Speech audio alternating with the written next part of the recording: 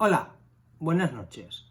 Técnicos de emergencias sanitarias, bienvenidos a vuestro rincón, el rincón del técnico en emergencias sanitarias. En el vídeo de hoy vamos a hablar de la valoración inicial del paciente con hipoglucemia. En primer lugar, quería aclarar que para tener una hipoglucemia no hace falta ser diabético. Se puede tener una hipoglucemia sin sufrir diabetes, debido a una dieta inadecuada o algún otro problema médico que pueda provocar una bajada de azúcar, de glucosa en sangre. Podemos encontrarnos con dos escenarios diferentes: que el paciente esté consciente o que el paciente esté inconsciente. Cuando el paciente está consciente, la valoración es muy sencilla.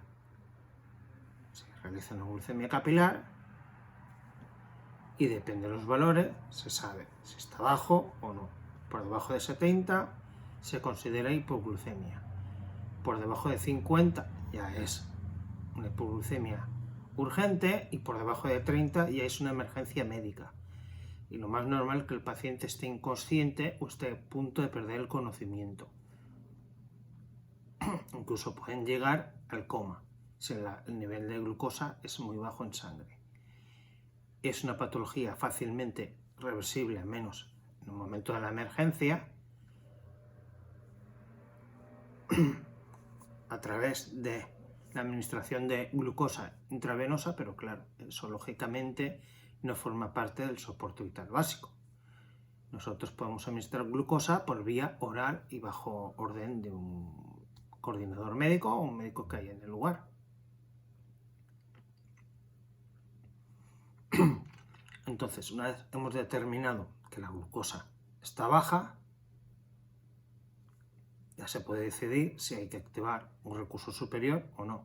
Si está con una glucemia de 70, está baja, pero no llega a correr peligro su vida. Entonces se llama al coordinador médico, se explica lo que hay y ya se decide si tiene que ser trasladado a un centro sanitario o no.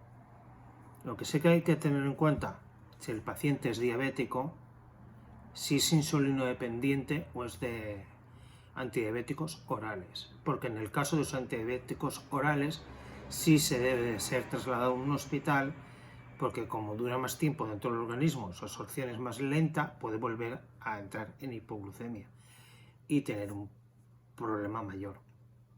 En el caso de si es insulino dependiente, si la hipoglucemia ya está resuelta, no suele hacer falta siempre trasladar a un centro hospitalario. Y aún más si al domicilio se ha acudido con primaria, que ya hay un médico que ha valorado al paciente y le ha podido dar el tratamiento correspondiente. En el caso que estemos solos, pues se puede administrar glucosa oral, el glucosamón o glucemin, que es la marca más conocida ahora, siempre y cuando hayáis hablado con el coordinador médico y os haya autorizado su administración, o dar una bebida azucarada, Coca-Cola, agua con azúcar. Revertir una hipoglucemia leve es muy sencillo, simplemente administrar azúcar al paciente. Quería comentar un detalle. Hay gente que dice: ay, no debemos dar medicación, si nos den médica, pero si se lo toma el paciente, tú no se lo has dado. Sí, no se lo has dado tú, pero tú sí estás allí y tú lo has consentido que se lo tome. Por lo tanto, sí tienes responsabilidad si hubiese una denuncia. Se llama el coordinador y se le dice: el paciente tiene y se lo quiere tomar. El coordinador te dirá sí o no, porque tú lo estás atendiendo y tú tienes responsabilidad sobre ese paciente. Una vez dicho este detalle, continuamos. Y en el caso de que el paciente esté inconsciente, ¿qué es lo primero que tenemos que hacer? Muy sencillo: A, B, C, D, E. El paciente que te encuentres en el sofá, en la cama de su domicilio, inconsciente, comatoso, por un bajón de azúcar. Hacer la glucemia y tiene 20. Es una glucemia muy bajita, es una emergencia. Entonces lo primero que tienes que valorar es si el paciente está consciente o no, moviéndolo, llamándole. Si no responde, pues seguir con el ABCDE, abrir la vía aérea, comprobar si respira, comprobar si tiene pulso y exponer, o sea, apartar la ropa para ver si puede haber algo que te indique por qué está inconsciente. Y continuarías con las constantes vitales. Yo la primera que haría sería colocar el pulso en un dedo, mientras que el otro compañero le toma la tensión y tú en la mano que no está el esfingomanómetro, suele ser la que está el pulso, pues en otro dedo le haces la glucemia. Y aún más si el paciente es diabético. Ya casi que 2 y 2 son 4. Si es diabético, lo más fácil que haya sido una hipoglucemia. O no, también puede ser una hiperglucemia. Si está en hipoglucemia, pues avisaría al coordinador médico avisando que el paciente está en estado de inconsciencia y solicitar apoyo o bien de primaria o un soporte vital avanzado. Depende de la disponibilidad del lugar y el nivel de glucosa. Si está a 40, pues lo normal es que un médico de primaria colocando un suero glucosado al paciente remonte. Pero si está a 10 o directamente te marca LO, está muy bajito, pues quizás sea conveniente el apoyo de un soporte vital avanzado. Aunque se solucione el problema, lo más fácil es que te lo acabes llevando tú, pero ya te lo llevas valorado por un médico y con tratamiento. Si no está completamente inconsciente,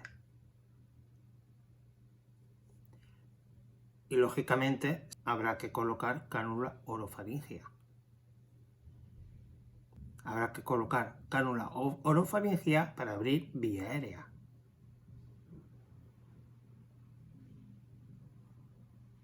Hasta que el paciente recupere la conciencia.